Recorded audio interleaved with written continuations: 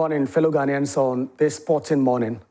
So, fellow Ghanaians, there was a time in this country when the Black Stars walked onto the pitch and the whole country rose with them in frenzy. A time when the sound of a goal shook everywhere, from chop bars to the traffic, and made even market women forget their change for a moment.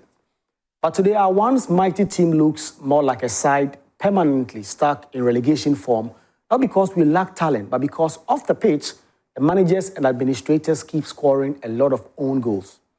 This week, the Sports Minister, Kofi Adams, blew the whistle on one such own goal. The Ghana Football Association came with a budget of over $1.2 million for just 2 World Cup qualifiers against Chad and Mali. 2 matches, $1.2 million plus. If this were a football game, the crowd would have booed before kickoff. Thankfully, the government showed some effort to show the yellow card to GFA. That figure was trimmed to a little over $800,000. A decent save, yes. But the fact that anyone thought of such a bloated budget in the first place tells you how far football has gone offside. Look closely at the line items and you see how deep this shot goes. The GFA wanted to pay each player $10,000 in winning bonuses. Now, bonuses are not the problem. Incentives matter in sport, in football, but they also wanted to pay officials, that is administrators in suits, not a man sweating on the pitch to collect the same $10,000 winning bonus. Where in the world do team officials in football take the same bonuses as players? The government rightly cancelled those bonuses entirely, and for the officials, they cut that from the players to about $5,000. Assistant coaches who were budgeted to earn $10,000 per win were whistled down to $5,000. And the head coach, whose bonus was about $20,000, was halved to $10,000. Even the medical staff and media officers who had been budgeted at $10,000, each were reduced to $4,000. That, fellow Ghanaians, is what we call a VAR check that overturned a ridiculous penalty that you and I had to pay. But it is not only about bonuses. Even the travel, hotel, and logistic allocations appear padded like a defender wearing some shin guards over socks. Why does every GFA budget look like extra time in a friendly match? That is just endless and pointless and unnecessary. Why must we continue to act like the Black Stars is a cash cow for administrators instead of a badge of pride for Ghanaians, for you and I? For nearly 40 years, the Black Stars have not won any trophy. 4 decades of barren football. At AFCONs, we are knocked out like a weak side in the group stages. At the World Cup, we show up like spectators, only to pack our bags very early. And yet the budgets keep rising, like we are Barcelona in its prime. It's like fielding world-class strikers who never score but still demand golden boot bonuses.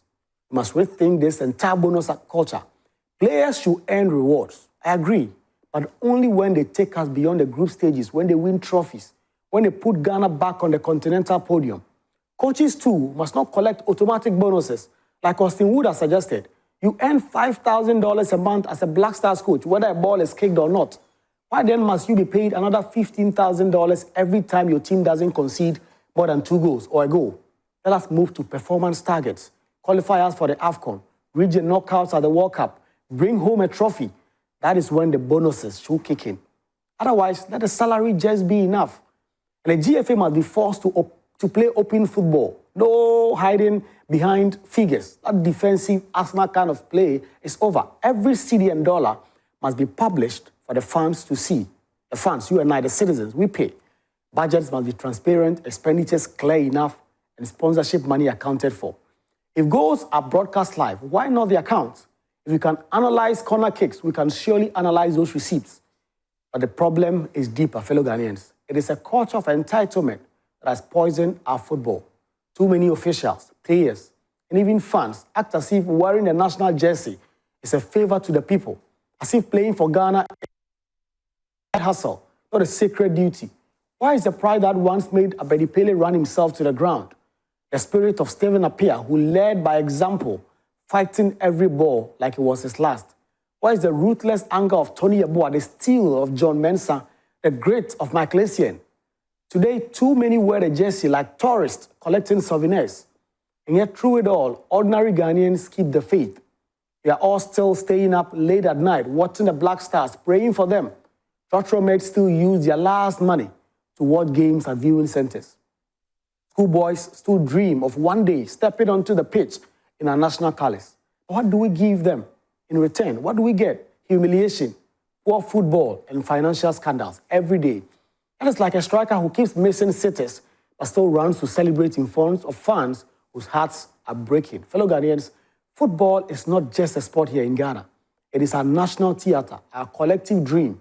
When the Black Stars win, the nation unites. And when they lose, we all sink into gloom. But today, the Black Stars has become a perfect metaphor for Ghana itself. Rich talent, wasted by poor leadership, abundant potential, squandered by greed. Once great team reducing to chasing shadows because those at the top prefer allowances to accountability.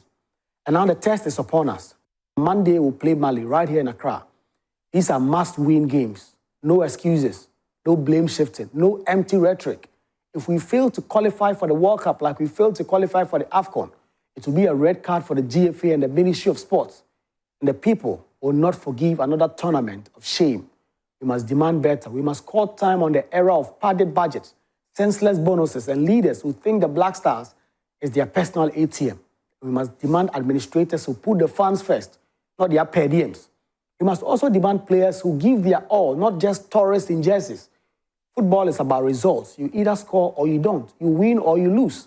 And Ghana has been losing for far too long. Let us stop the bleeding. Let us stop their own goals. And let us play like a serious nation that wants to win. Fellow Ghanaians, the whistle has been blown. It is time for the GFA to step up. It is time for the sports ministry to grow teeth. Kofi Adams. It is time for the Black Stars to remember who they represent. A jersey is not a meal ticket. It is a covenant with the people, and the people deserve victory. So as we step onto the pitch Monday in Accra, let us play with the heart. Let us fight for every ball. Let us win for Ghana. And above all, let us ensure that this time, the Black Stars will truly shine. Good morning, and I hope you'll be watching, just as I will be watching.